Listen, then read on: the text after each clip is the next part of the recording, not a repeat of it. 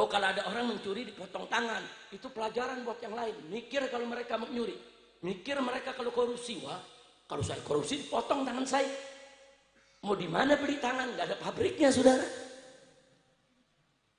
Jadi syariat Islam jangan cuma dilihat, wah potong tangan, kejam, kadaluarsa, melanggar HAM.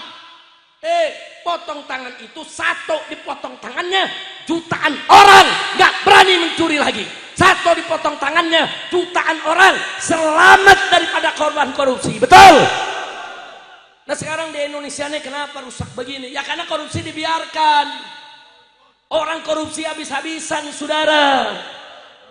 Nah sekarang ada yang bertanya, kenapa pengangguran banyak? Bagaimana pengangguran gak banyak? Pabrik-pabrik, perusahaan-perusahaan, sampai BUMN yang milik negara digarong habis-habisan.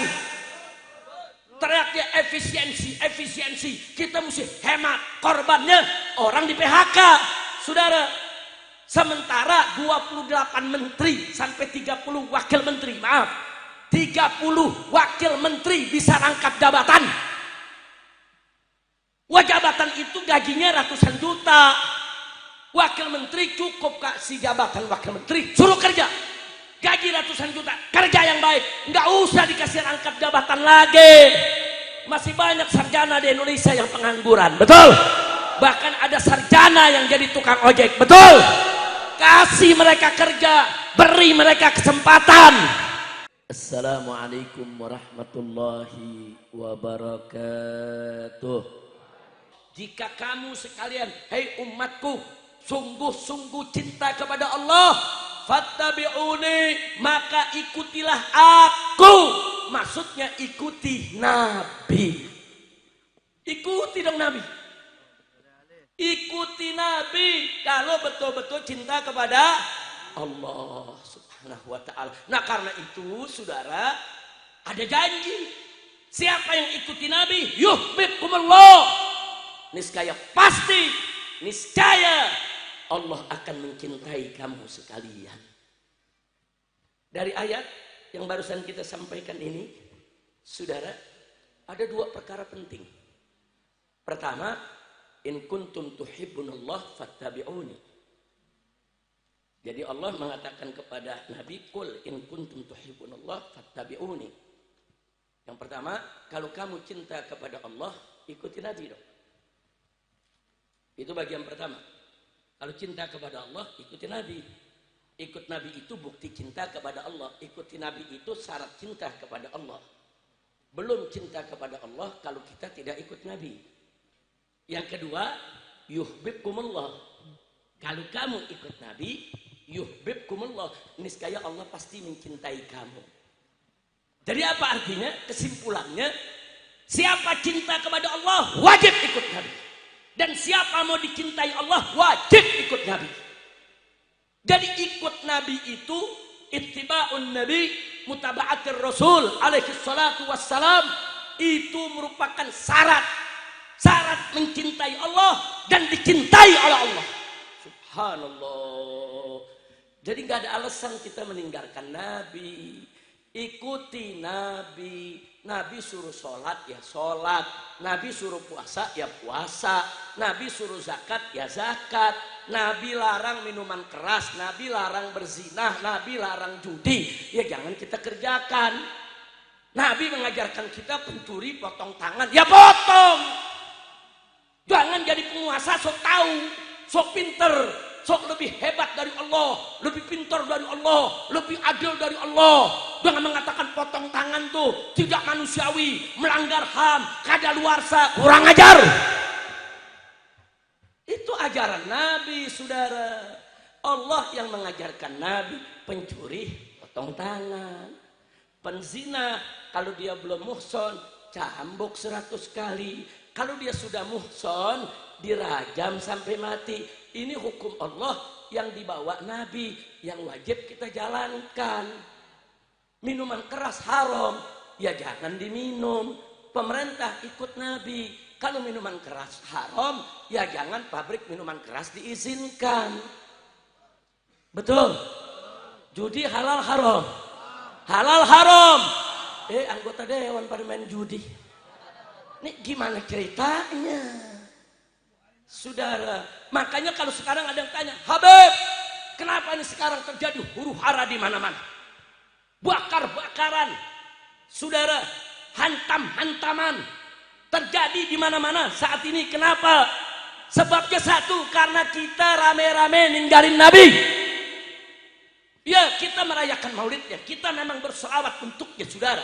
Tapi cinta kepada Nabi enggak cukup hanya dengan berselawat. Cinta kepada Nabi enggak cukup hanya dengan memperingati maulid. Cinta kepada Nabi harus kita buktikan dengan kita tunduk patuh kepada semua aturan Nabi. Baru kita dapat keberkahan. Baru yuhibbukumullah, Allah cinta kamu sekalian. Kalau Allah cinta, Allah enggak bikin kerusuhan buat kita, saudara. Kalau Allah cinta kepada kita, dijaga berkah keamanannya, berkah politiknya, berkah ekonominya, berkah masyarakatnya, berkah negaranya. Kalau Allah cinta kita, berkah segala-galanya. Tapi bagaimana supaya Allah cinta? Ikut Nabi dong. Qul in kuntum tuhibbunallah fattabi'uni yuhibbukumullah. Kira-kira jelas tidak? Nah sekarang saya mau tanya, minuman keras haram tidak? Jawab yang kompak, haram tidak? Di Indonesia pabriknya ada gak? Diizinin gak? Judi halal apa haram? Halal apa haram?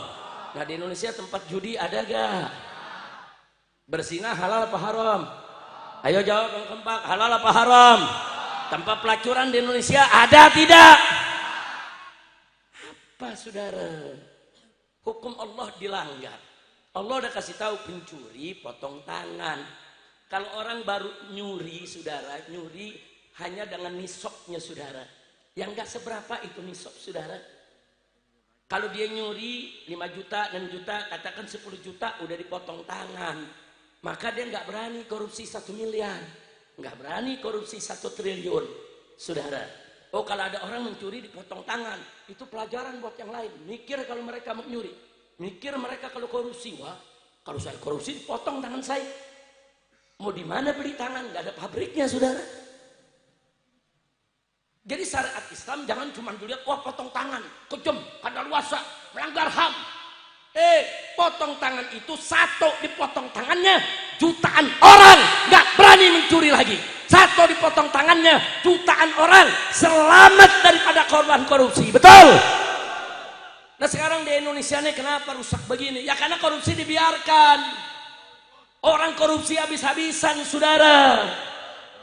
Nah sekarang ada yang bertanya, kenapa pengangguran banyak? Bagaimana pengangguran gak banyak? Pabrik-pabrik, perusahaan-perusahaan, sampai BUMN yang milik negara digarong habis-habisan. Teriaknya efisiensi, efisiensi. Kita mesti hemat. Korbannya orang di PHK, saudara. Sementara 28 menteri sampai 30 wakil menteri, maaf, 30 wakil menteri bisa rangkap jabatan. Wah jabatan itu gajinya ratusan juta. Wakil menteri cukup kasih jabatan wakil menteri, suruh kerja. Gaji ratusan juta, kerja yang baik. Nggak usah dikasih rangkap jabatan lagi. Masih banyak sarjana di Indonesia yang pengangguran, betul? Bahkan ada sarjana yang jadi tukang ojek, betul? Kasih mereka kerja, beri mereka kesempatan. Masya Allah, gila, saudara. BUMN pada bangkrut, saudara. PLN bangkrut, nggak ada saingan bisa bangkrut. Padahal masyarakat nggak ada yang ngutang di PLN. Ayo saya tanya, ada bayar listrik ngutang? Ada bayar listrik ngutang? Sehari lu telat bayar, dimatiin lu punya listrik. Betul? Bayar listrik tepat waktu, nggak ada ngutangnya, saudara. Rugi tuh PLN. Ini apa ceritanya, saudara? Ini bukan rugi dagang, rugi di korupsi, rugi dirampok, banyak maling di BUMN kita, betul? Banyak apa? Banyak apa? Banyak maling, saudara. Bahkan ada beberapa menteri punya jabatan sampai 10 jabatan, 15 jabatan, 20 jabatan, rakus, serakah. Orang di mana-mana pada kelaparan, di mana-mana orang nyari kerja susah. Tuh jabatan dibagi-bagi seenaknya. Ya udah gitu kurang ajar, saudara. Kita lihat, kenapa sih BUMN milik negara bisa rugi? Bagaimana nggak rugi, saudara? ada pelawak, artis, influencer, buzzer, bahkan orang yang suka menghina agama, saudara, diangkat jadi komisaris di BUMN. Kurang ajar. Ini ngurus negara, bukan bercanda, saudara. Kalau serius ngurus negara, cari yang ahli, letakkan dia sebagai komisaris BUMN. Itu kerja ngurus negara. Tapi yang diambil buzzer, pelawak, influencer, saudara. Apa? Bahkan ada koruptor yang diangkat juga jadi komisaris. Ini lagi ngurus negara, saudara. Apalagi bercanda. Kurang ajar tidak? Kurang ajar tidak? Tahu-tahu rakyat disuruh bayar pajak yang tinggi. Lu ketawa lu alain sendiri lu. Ini gua tahu nih ketawa nih kena pajak gede deh. Lanjut.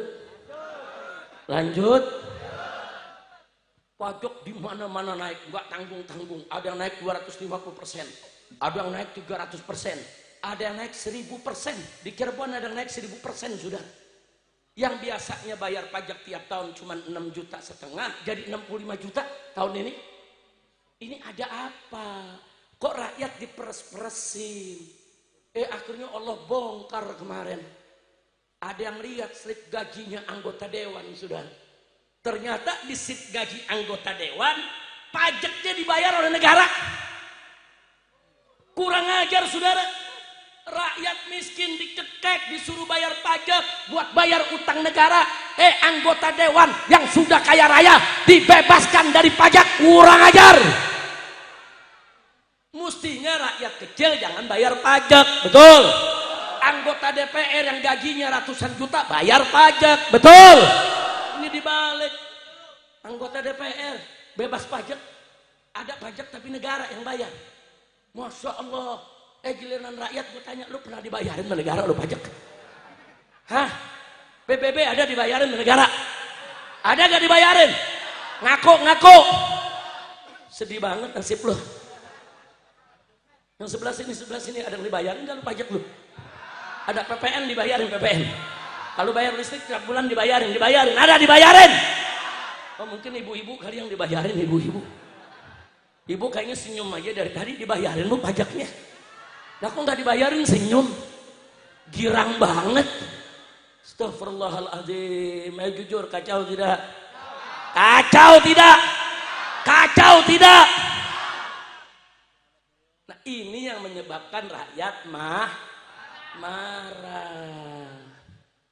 Nah begitu rakyat marah, protes. Rakyat dikatain tolol. Akhirnya ngatain tolol tadi rumahnya dijarah. Ketemu ijazahnya di SMP. Nilainya 6 semua. Ternyata orang tolol ngatain rakyat tolol. Kacau tidak?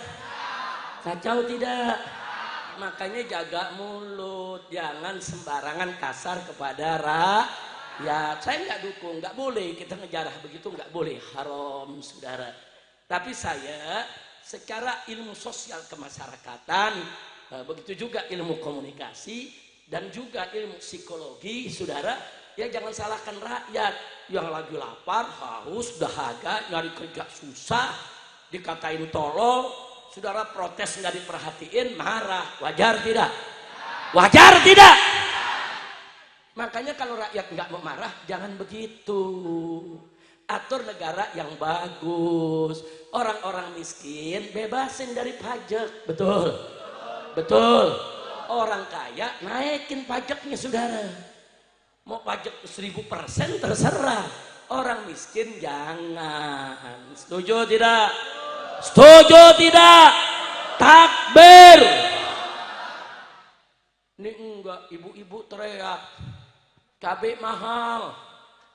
Dijawab sama pejabat, sono nanam sendiri. Kok begitu jawabnya? Kurang ajar gak? Bapak-bapak teriak listrik mahal, pejabat jawab, lu jangan pasang listrik. Kurang ajar, kacau tidak? Ada lagi yang teriak nih saudara, tukang ojol. Tahu ojol kan, ini ojek. Ini ojol lagi ngetop nih sekarang nih. Hidup ojol. Lu takut banget hidup lu ngomong. Nggak ditangkap di sini, nggak ada brimob. Hidup ojol. Takbir. Sebelah sini, hidup ojol. Takbir. Kita doain yang meninggal dunia kemarin, semoga dirahmati Allah. Saudara Afan, saudara menjadi korban kezaliman, semoga Allah rahmati, Allah terima segala amalnya, Allah maafkan segala kesalahannya. Amin ya rabbal alamin.